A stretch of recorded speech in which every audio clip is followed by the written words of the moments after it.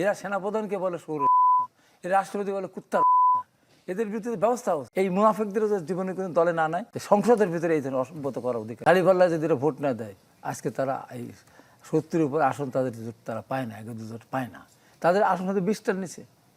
এদের ভোট না দিতে, এদের ভোট এই 8%, 9% থেকে ভোট কি এমন কাজ করলো তারা দেশের জন্য যে তারা 31% উপর ভোট পেল? কি কাজ করেছে?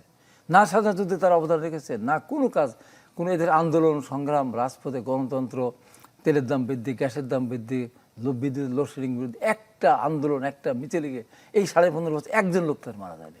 তাদের লোক মারা গেছে 13 সালে শুদ্ধ অপরাধের দায়ে, যাদের রায় হয়েছিল ফাঁসির দণ্ড এবং যাবজ্জীবন, সেই আন্দোলন করতে তারা মারা গেছে। এই 15.5 বছরের আন্দোলন তারা থেকে মারা যায়। আমাদের বিএনপির শত শত মানুষ মারা গিয়েছে রাজপথে, নারায়ণগঞ্জে, মুন্সিগঞ্জ, বিভিন্ন। আমি নিজেও কয়েকবার আহত হয়েছে আন্দোলন করতে গিয়ে। আমি এই মিরপুরে আহত হয়েছি, পাবনাতে লোডশেডিং বিরুদ্ধে প্রতিবাদ করি আমি, আসার সময় আমার জীবন নাশের মতো অবস্থা। তারা কে? তাদের কেন কোনো কিছু?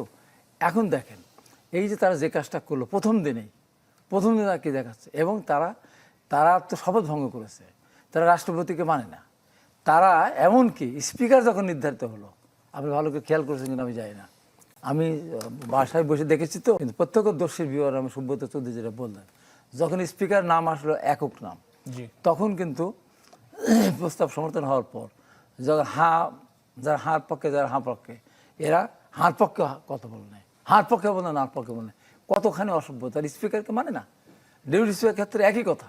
এরা কি, এটা কোন দেশে বসবাস করতেছি আমরা?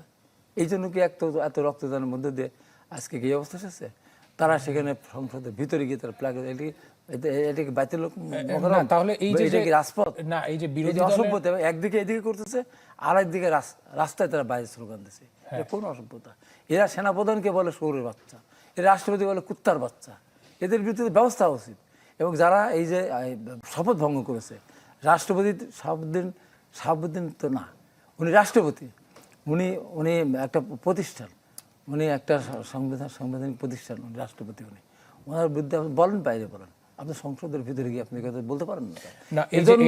এজন্য ওদের সংসদ সদস্য স্থগিত হয়ে যাওয়া উচিত। আমি মনে করি এদের বিরুদ্ধে ব্যবস্থা নেওয়া উচিত।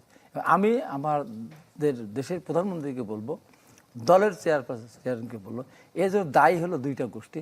একটা হলো এই আওয়ামী লীগের এই দুর্বৃত্তরা যারা ভোট দিয়েছে, এই দাঁড়িপাল্লা এরা, আর বিএনপির ভিতরে মানে বিশ্বাসঘাতক, বেঈমান, মির্জাফর, মুনাফিক, এরা 79টা জায়গায় এরা প্রার্থী হয়েছিল এবং ভিতরে থেকে অনেকে ভোট দেয়নি। তা নাহলে 20টা আসন, 20টা আসন পেত না। আমার আসলে আমি 50,000 ভোটে জিতে আসতাম, হাসান তাবের তুমি 50,000 ভোটের ব্যবধানে জিতে আসতাম। এই মুনাফিকদের জীবনে কোনো দলে না নেয়, জিতুক আর হারুক, আর এদের বিরুদ্ধে চূড়ান্ত সিদ্ধান্ত দলকে নিতে হবে, প্রধানমন্ত্রী নিতে হবে। উনি যেভাবে এগিয়ে যাচ্ছেন, দেশে এগিয়ে যান, জনগণ পক্ষে থাকবে।